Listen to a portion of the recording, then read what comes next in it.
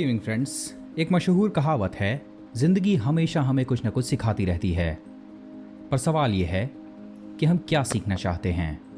दोस्तों, martial art की एक बेहद फेमस टेक्निक जो कि चाइना की शाओलिन टेम्पल से जुड़ी हुई है, इसमें ज़्यादातर बौद्ध भिक्षुओं ने अपनी लर्निंग को और भी ज़्यादा डीप और ज़्यादा थॉरो करने के लिए प्रकृति का सहारा लिया। इन बौद्ध भिक्षुओं की जब लर्निंग की कैपेसिटीज कम होने लगी, तब इन्होंने प्रकृति की ओर देखते हुए जानवरों से उनकी क्वालिटीज सीखनी शुरू की। अगर आपने इसे थोड़ा सा भी स्टडी किया हो तो आप पाएंगे कि शाओलिन कुंग-फू के दौरान बहुत सारी अलग अलग टेक्निक्स जानवरों की टेक्निक से जुड़ी हुई हैं, जैसे कि टाइगर क्लॉ जो कि शेर की टेक्निक है, ड्रैगन क्लॉज जो कि ड्रैगन की लड़ने की तकनीक है, praying mantis, white crane, snake style, monkey और साथ ही एक शराबी की लड़ने की तकनीक।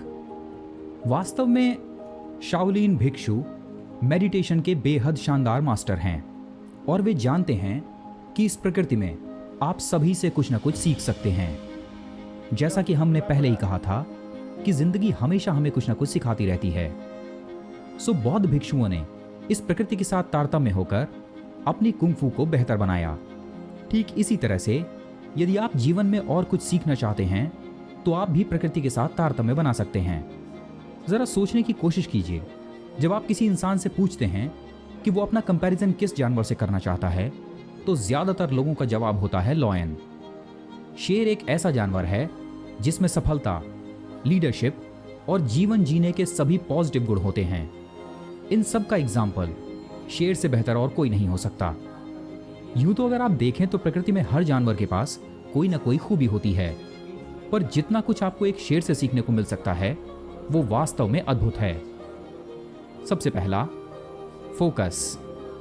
क्या आपने कभी इस बात पर गौर किया है कि शेर शिकार कैसे करता है? अगर आप ध्यान से देखें तो वो कभी भी शिकार को दौड़कर नहीं पकड़ता। वो शिकार को सबसे पहले फोकस करता है और पूरे झुंड में से एक सबसे कमजोर शिकार को अपने फोकस द्वारा चुन लेता है। फिर धीरे धीरे उसके पास जाता है, इतना क्लोजली कि किसी का ध्यान शेर के मूवमेंट पर नहीं होता। वो अपना फोकस उस एक शिकार पर लगातार बरकरार रखता है, इतना ज्यादा कि उसका ध्यान भटकने नहीं पाता। अगर आपको प्रकृति में शेर से कुछ सीखना है तो वो है फोकस। जिस तरह से शेर झुंड में से अपने एक शिकार को चुनता है, ठीक वैसे ही हमें अपने जीवन के लिए एक गोल चुनना चाहिए। और जैसे शिकार चुनने से लेकर शिकार को कंप्लीट करने तक शेर का फोकस अपने शिकार से नहीं हटता, ठीक वैसे ही जब तक हमारा गोल हमारे हाथ ना आ जाए तब तक हमें अपना फोकस बिल्कुल भी डिगाना नहीं चाहिए, क्योंकि हम तभी सफल हो सकते हैं अपने लक्ष्य पर शेर की तरह निगाहें जमाकर।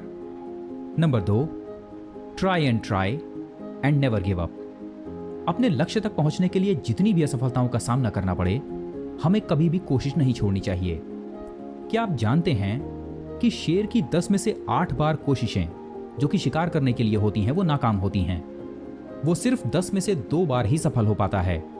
इसके बावजूद शेर अपना शिकार करना नहीं छोड़ता। अगर वो पहली बार में हार मान ले कि मैं ये नहीं कर सकता, शिकार मेरे बस की बात नहीं है, तो वो शेर कभी भी जंगल का राजा नहीं बन सकता। शेर की यही आदत उसे जंगल का राजा बनाती है। बार बार कोशिश करना तब तक जब तक सफलता हाथ न लगे। Do not follow others opinion. आपने ये कहावत जरूर सुनी होगी कि एक भेड़ कभी भी एक शेर के झुंड को लीड नहीं कर सकती। भेड़ें कभी भी नेतृत्व नहीं करती। इसीलिए कहा जाता है कि भेड़ चाल में मत चलो, यानी कि दूसरे ने जो पहले से ही लीक बना दी है उसे फॉलो मत करो। प्रकृति को ध्यान से देखिए, शेर कभी भी किसी को फॉलो नहीं करते, वो अपनी राह खुद बनाते हैं।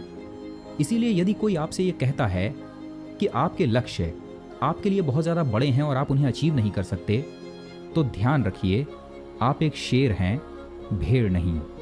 आप इस बात से अंदाज़ा लगा सकते हैं कि ये कितना शक्तिशाली जानवर है, जिसकी पूरी लाइफ का कंट्रोल उसके अपने हाथ में है। उसे कहाँ जाना है, क्या करना है, किसे अपना शिकार बनाना है और किसे नहीं, वो खुद डिसाइड करता है। ठीक इसी तरह से यदि आप चाहते हैं अपने जीवन पर अपना कंट्रोल करना, तो दूसरों के फैसलों पर निर्भर होना बंद कर दीजिए। जब हम कुछ अच्छा करते हैं तो कोई हमारी आलोचना करता है, तभी हम खुद पर डाउट करने लगते हैं। इस तरह से आप अपना रिमोट कंट्रोल दूसरों के हाथों में दे देते हैं। जब भी आप दूसरों को खुश करने के लिए कुछ करते हैं, उसी समय आप अपनी फ्रीडम खो देते हैं। आपको यह पता तो होगा ही कि टीवी पर कौन सा चैनल चलेगा, ये उस व्यक्ति के हाथ में होता है जिसके पास उस टीवी का रिमोट है। इसलिए अपना रिमोट कंट्रोल कभी भी दूसरों के हाथ में ना दें। दूसरों से सलाह लेना कोई बुरी बात नहीं। जैसे शेर अपने शिकार के लिए अपने पूरे झुंड में मौजूद साथियों की मदद लेता है, पर दूसरों की सलाह पर पूरी तरह से डिपेंडेंट हो जाना यह गलत है। Next, live like a lion, your attitude makes you different. क्या आपने कभी गौर किया है कि शेर के अंदर वो कौन सी खास बात है जो उसे जंगल का राजा कहलाती है? कभी उसके चलने पर गौर कीजिए। आप पाएंगे कि वो कभी भी किसी चीज का भय नहीं रखता। जरा कंपेयर कीजिए एक शेर की चाल और एक हिरन की चाल को। हिरन पूरे वक्त सतर्क रहता है क्योंकि उसे लगता है कि कहीं से भी उस पर हमला किया जा सकता है। वहीं शेर अपने एटीट्यूड में रहता है और उसे पता होता है कि जंगल में यदि किसी ने उस पर हमला भी किया तो उसके पास उसका अच्छा जवाब है। ये एटीट्यूड है जो एक जानवर को शेर और दूसरे जानवर को हिरन बनाता है। शेर जंगल में रहने वाले सारे जानवरों में ना ही सबसे ज्यादा शक्तिशाली है, ना ही दूसरे किसी भी जानवर से ज्यादा तेज भाग सकता है, और ना ही किसी दूसरे जानवर की तरह उसमें कोई और खूबी है। पर जो एक खूबी एक शेर के अंदर होती है वो है उसका कॉन्फिडेंस और उसका एटीट्यूड।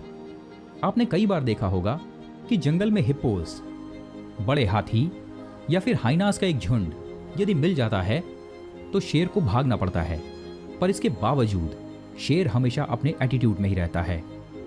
इसलिए यदि आप लाइफ में एक शेर की तरह जीना चाहते हैं तो अपने कॉन्फिडेंस पर काम कीजिए। अपना एटीट्यूड एक लॉयन की तरह रखिए। आप में कमियां हो सकती हैं जो कि हर किसी में होती हैं, पर उन कमियों को दूर करने का प्रयास कीजिए, न कि उन कमियों के लिए खुद को कोसना और अपने आप को डिमीन करना। उन पर समय बर्बाद करने के बजाय अपनी स्ट्रेंथ पर फोकस करें, उन्हें बढ़ाएं, अपने फोकस को और बढ़ाएं और अपने गोल्स को अचीव करने पर ही ध्यान लगाएं।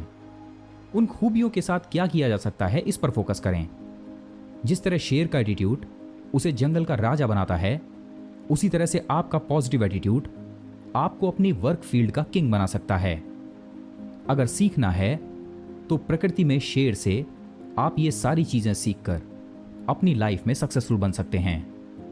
ध्यान रखिए दोस्तों, दुनिया में बेहद सफल बौद्ध भिक्षु प्रकृति से सीखते रहे हैं। जैसा कि हमने पहले ही कहा था, जिंदगी हमेशा हमें कुछ ना कुछ सिखाती रहती है, पर सवाल यह है कि हम क्या सीखना चाहते हैं।